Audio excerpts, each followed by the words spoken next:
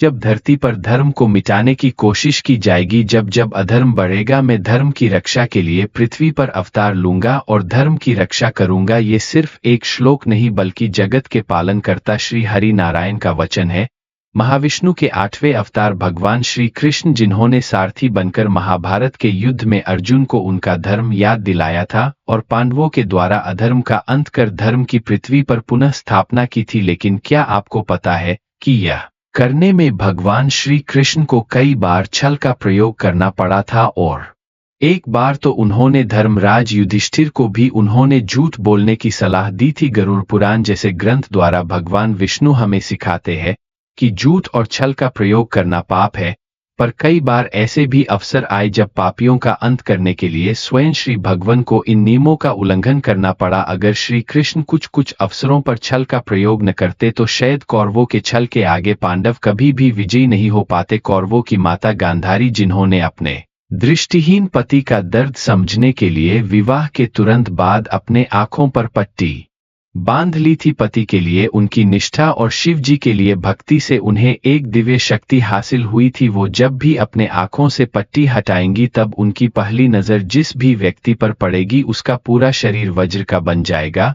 और वह कभी भी पराजित नहीं होगा। जब गांधारी को पता चला कि दुर्योधन को छोड़ उनके सभी पुत्रों की युद्ध में मृत्यु हो गई है, उन्होंने तुरंत दुर्योधन को बुलावा भेजा, जिसमें कहा गया था कि वह तुरंत स्नान करके वैसे ही बिना कपड़ों के अपनी मां के सामने आए, ताकि जब वे अपने आंखों की पट्टी खोले उनकी दिव्य दृष्टि से उसका शरीर वज्र के समान कठोर बन जाए और उसे कोई भी हरा न पाए। लेकिन इससे पहले कि दुर्योधन अपनी मां के आदेश का पालन कर पाता, श्री कृष्ण उससे मिले और उन्होंने अपने चतुर शब्दों से दुर्योधन के मन में भ्रम पैदा कर दी और कहा कि तुम्हारी मां तुम्हें जीवन में पहली बार देखने वाली है और तुम इतने बड़े होकर उनके सामने इस अवस्था में जाओगे, कम से कम अपने निचले शरीर को रख लो। दुर्योधन ने श्री कृष्ण की बात मान ली और एक वस्त्र को कमर पर बांधकर गांधारी से मिलने चले गए। लेकिन जैसे ही गांधारी ने उसे देखा वह क्रोधित हो गई। दुर्योधन समझ गया कि श्री कृष्ण ने उनके साथ छल किया है,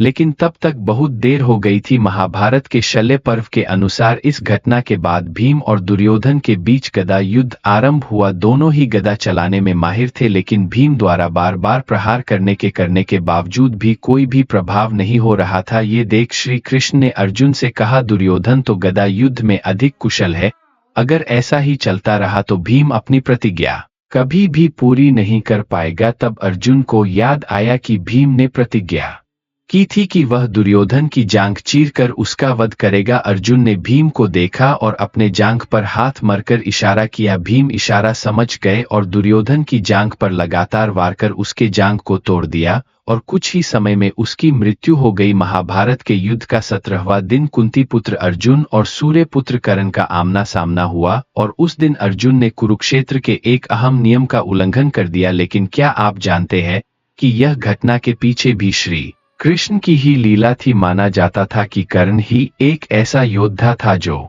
अर्जुन का सामना कर सकता था, इसलिए सबकी नजर कर्ण और अर्जुन के युद्ध पर थी। कर्ण और उसका पुत्र वृषसेन पांडवों की सेना का संहार कर रहे थे और जैसे ही वह अर्जुन के सामने आए, वृषसेन ने अर्जुन पर हमला कर दिया। लड़ाई में अर्जुन ने बाण चलकर वृषसेन के दोनों हाथों और सर को उसके धड़ से अलग कर दिया। अपने पुत्र की ये अवस्था देख कर्ण अत्यंत क्रोधित हो गया। गुस्से से उसकी आंखें लाल हो गई और फिर कर्ण और अर्जुन के बीच एक घमासान युद्ध का आरंभ हुआ। दोनों एक दूसरे पर हावी हो रहे थे और ऐसा लग रहा था कि ये युद्ध कभी अपने अंजाम तक नहीं पहुंचेगा। लेकिन तभी कर्ण के रथ का पहिया भूमि में धंस गया और उसे रथ से नीचे उतरना पड़ा। कुरुक्षेत्र का एक अहम नियम था कि हमला तभी करना है जब सामने वाला योद्धा अपने रथ पर सवार हो और वह निहत्था न हो। नियम का पालन करते हुए अर्जुन रुक गए। तभी श्री कृष्ण ने उन्हें अभिमन्यु का वध याद दिलाया। चक्रव्यूह में फंसकर निहत्थे अभिमन्यु को पीछे से छल से मारा गया था, जिसमें कर्ण भी बराबर का हिस्सेदार था। श्री कृष्ण ने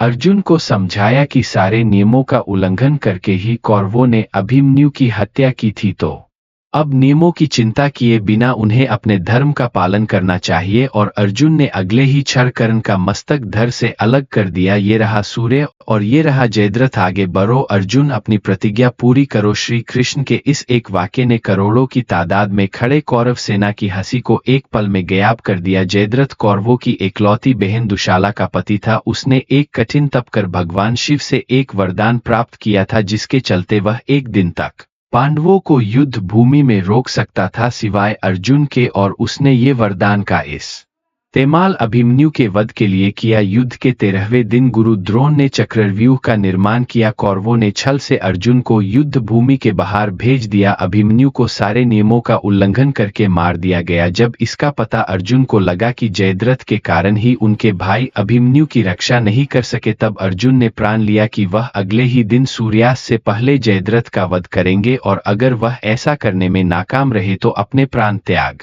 देंगे। अर्जुन की इस प्रतिज्ञा को कौरव एक सुनहरे अवसर की तरह देख रहे थे।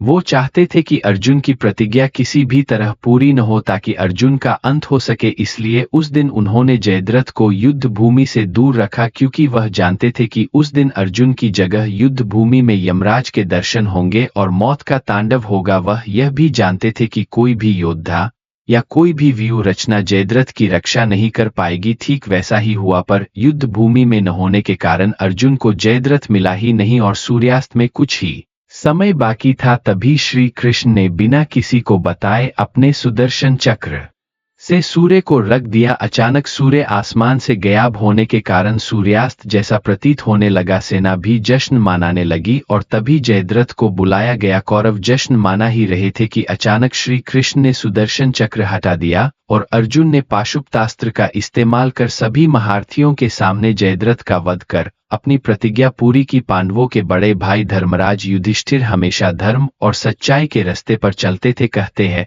कि उनके धर्म के प्रताप के कारण उनका रथ धरती से कुछ इंच ऊपर चलता था। सभी जानते थे कि चाहे कुछ भी हो जाए, युधिष्ठिर कभी अधर्म नहीं कर सकता। लेकिन एक समय ऐसा भी आया जब श्री कृष्ण ने युधिष्ठिर को झूठ बोलने की सलाह दी। महाभारत के द्रोण पर्व के अनुसार पांडवों के लिए गुरु द्रोण का सामना करना कठिन होता जा रहा था। वो एक कुशल योद्धा थे जो हर तरकीब में माहिर थे। श्री कृष्ण जानते थे कि उनको हारने के लिए उनके शस्त्रों का त्याग करना आवश्यक था। सभी जानते थे कि वह अपने पुत्र अश्वत्थामा से बहुत प्रेम करते थे। उनकी इसी कमजोरी का फायदा श्री कृष्ण ने उठाने की सोची। युद्ध के दौरान एक हाथी पागल होकर यहां से वहां भागने लगा और सबको कुचलने लगा। श्री कृष्ण ने भीम से पूछा कि क्या तुम्हें उस हाथी का नाम मालूम है? तो भीम ने कहा, हाँ, उसका नाम अश्वत्थामा है। श्री कृष्ण मुस्कुराए और भीम इस सुयोग का महत्व समझ गए। कुछ ही देर में भीम ने उस हाथी का वध कर दिया और चारों ओर यह बात फैला दी कि अश्वत्थामा मारा गया। यह सुनकर गुरु द्रोण अशांत हो गए और दौड़कर युधिष्ठिर के पास आकर पूछा, क्या सच में अश्वत्थामा मारा गया? युधिष्ठिर ने मरे हुए अश्वत्थामा हाथी को ध्यान में रखकर हाँ कह दिया। यह सुनकर गुरु द्रोण ने अपने शस्त्रों का याग कर दिया और भूमि पर बैठ गए। उसी क्षण द्रौपदी के भाई धृष्टद्युम्न ने गुरु द्रोण का मस्तक धड़ से अलग कर दिया। तो ये थी महाभारत की कुछ ऐसी घटनाएं जिसमें भगवान वासुदेव श्री कृष्ण ने धर्म की स्थापना के लिए अधर्म का सहारा लिया। उनके लिए धर्म की रक्षा करना सबसे ज्यादा जरूरी था, चाहे उसके लिए छल ही क्यों न करना पड़े। आप ही सोचिए कि अगर श्री कृष्ण ऐसा नहीं करते तो क्या धर्म की कभी जीत हो। पति